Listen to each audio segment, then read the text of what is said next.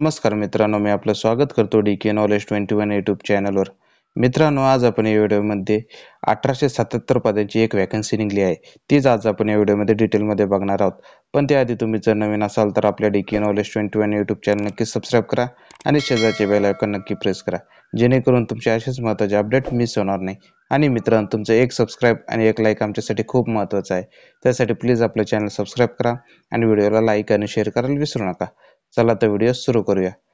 मित्रांनो, आज आपण जी वॅकन्सी बघणार आहोत ती म्हणजे नवोदय विद्यालय समितीमधील 1877 पदांची ही भरती असणार आहे. ही जाहिरात जर डिटेलमध्ये जर बघितली तर यामध्ये आता आपण बघणार आहोत कोणते पदे आहेत आणि त्याचा तपशील काय असणार आहेत. त्यामध्ये पहिल्या पदाचं नाव असणार आहे मित्रांनो स्टाफ नर्स आणि हे ग्रुप बी चं पद असणार आहेत आणि याची एकूण पदसंख्या ही 121 असणार आहे. त्यानंतर 2 नंबरचं पद जे असणार ते म्हणजे असिस्टंट सेक्शन ऑफिसर.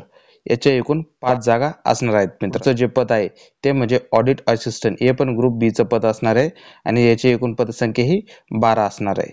त्यानंतर ज्युनियर ट्रान्सलेशन ऑफिसर, हे पण ग्रुप बी चं पद असणार आहेत आणि याची एकूण 4 वॅकन्सी असणार आहेत. त्यानंतर पुढचं पद जर बघितलं ते म्हणजे लीगल असिस्टंट ग्रुप बी चं पद असणार आहेत आणि याची एकूण 1 संख्या असणार आहे मित्रांनो. त्यानंतर पुढचं जे पद आहे ते म्हणजे स्टेनोग्राफर, हे पण ग्रुप बी चं पद असणार आहे आणि याची एकूण 25 जागा असणार आहे.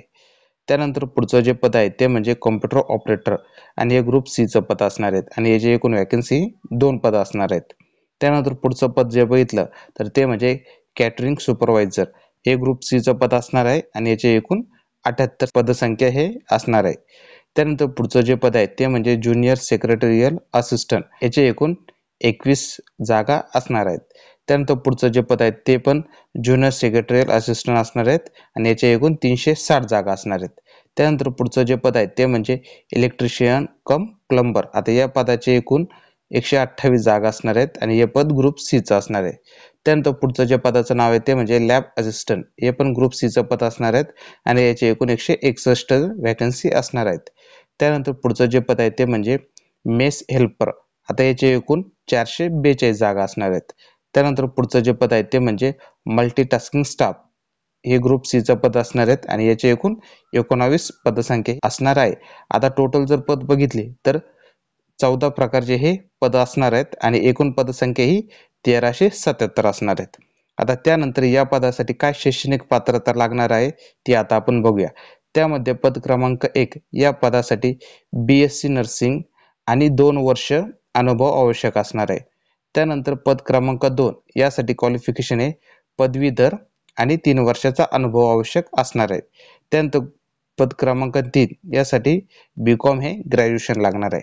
त्यानंतर पद क्रमांक 4 यासाठी इंग्रजीसह हिंदीमधील पदव्युत्तर पदवी आणि हिंदी ते इंग्रजी आणि इंग्रजी ते हिंदी डिप्लोमा कोर्स किंवा 2 वर्ष अनुभव हा लागणार आहे. त्यानंतर पद क्रमांक 5 जर बघितलं तर यामध्ये LLB आणि 3 वर्ष अनुभव हा आवश्यक असणार आहे. त्यानंतर पद क्रमांक 6 यासाठी 12वी पास, त्यानंतर डिक्टेशन 10 मिनिट @80 शब्द प्रति मिनिट, त्यानंतर लिप्यंतरण संगणकावर 50 मिनिटे इंग्रजी, 65 मिनिट हिंदी, असं हे क्वालिफिकेशन लागणार आहे. त्यानंतर पद क्रमांक 7 यासाठी BCA किंवा BSc कम्प्युटर सायन्स किंवा IT मध्ये किंवा BE किंवा BTech कम्प्युटर सायन्स किंवा IT मध्ये असणं आवश्यक असणार आहे. त्यानंतर पद क्रमांक 8 या पदासाठी हॉटेल मॅनेजमेंट पदवी किंवा नियमित आस्थापनेच्या संरक्षण सेवांमधील केवळ माजी सैनिकांसाठी किमान 10 वर्षाच्या सेवेसह केटरिंगमधील व्यापार प्रवीणता प्रमाणपत्र असणं आवश्यक असणार आहे. त्यानंतर पद क्रमांक 9 यासाठी 12वी पास प्लस इंग्रजी टायपिंग 30 शब्द प्रति मिनिट किंवा हिंदी टायपिंग 25 शब्द प्रति मिनिट किंवा व्यावसायिक विषय म्हणून सेक्रेटरियल प्रॅक्टिसेस आणि ऑफिस मॅनेजमेंटसह 12वी पास असणं आवश्यक असणार आहे. त्यानंतर पद क्रमांक 11 यासाठी 10वी पास आणि ITI तो पण इलेक्ट्रिशियन वायरमॅन मध्ये असणं आवश्यक असणार आहे आणि 2 वर्षाचा अनुभव. त्यानंतर पद क्रमांक 12 यासाठी 10वी pass plus lab technician diploma किंवा प्रमाणपत्र किंवा 12वी विज्ञान म्हणजे 12वी सायन्स असणं आवश्यक असणार आहे. त्यानंतर पद क्रमांक 13 यासाठी 10वी पास आणि 5 वर्षाचा अनुभव आवश्यक असणार आहे आणि त्यानंतर पद क्रमांक 14 यासाठी फक्त 10वी पास असणं आवश्यक असणार आहे. अशा प्रकारे ही होती सर्व पदांसाठी क्वालिफिकेशन. आता या पदांसाठी वयाची अट काय असणार आहे ते आता आपण बघूया. त्यामध्ये 30 एप्रिल 2024 रोजी SC ST साठी 5 वर्ष सूट असणार आहे आणि OBC साठी 3 वर्ष सूट असणार आहे. त्यामध्ये पद क्रमांक 1 आणि 8 या वयोमर्यादा ही 35 वर्षापर्यंत असणार आहे. त्यानंतर पद क्रमांक 2 यामध्ये 23 ते 33 वर्ष ही वयोमर्यादा असणार आहे. त्यानंतर पद क्रमांक 3, 7, 12, 13 आणि 14 यासाठी 18 ते 30 वर्ष ही वयोमर्यादा असणार आहे. आणि त्यानंतर पद क्रमांक 4 यासाठी 32 वर्षापर्यंत ही वयोमर्यादा असणार आहे. त्यानंतर पद क्रमांक 5 साठी 23 ते 35 वर्ष ही वयाची मर्यादा असणार आहे. त्यानंतर पद क्रमांक 6, 9 आणि 10 यासाठी 18 ते 27 वर्ष ही वयोमर्यादा असणार आहे.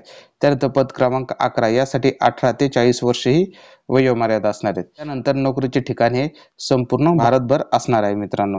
त्यानंतर या पदासाठी फी काय असणार आहे तर SC ST PWD साठी 500 रुपये ही एक्झाम फी असणार आहे. त्यानंतर पद क्रमांक 1 साठी जनरल आणि OBC साठी 1500 रुपये. त्यानंतर पद क्रमांक 2 ते 14 मध्ये जनरल आणि OBC साठी 1000 रुपये ही एक्झाम फी असणार आहे. आणि त्यानंतर ऑनलाईन अर्ज करण्याची शेवटची तारीख ही 30 एप्रिल 2024 ही असणार आहे मित्रांनो. अशा प्रकारे मित्रांनो तुम्हाला जर ही इन्फॉर्मेशन आवडली असेल तर व्हिडिओला लाईक करा, शेअर करा आणि आपल्या DK Knowledge 21 YouTube चॅनल नक्कीच सबस्क्राईब करा, जेणेकरून तुमचे असेच महत्त्वाचे अपडेट मिस होणार नाही. आणि मित्रांनो तुमचं एक सबस्क्राईब आणि एक लाईक आमच्यासाठी खूप महत्त्वाचं आहे. त्यासाठी प्लीज आपलं चॅनल सबस्क्राईब करा आणि व्हिडिओला लाईक आणि शेअर करायला विसरू नका. धन्यवाद.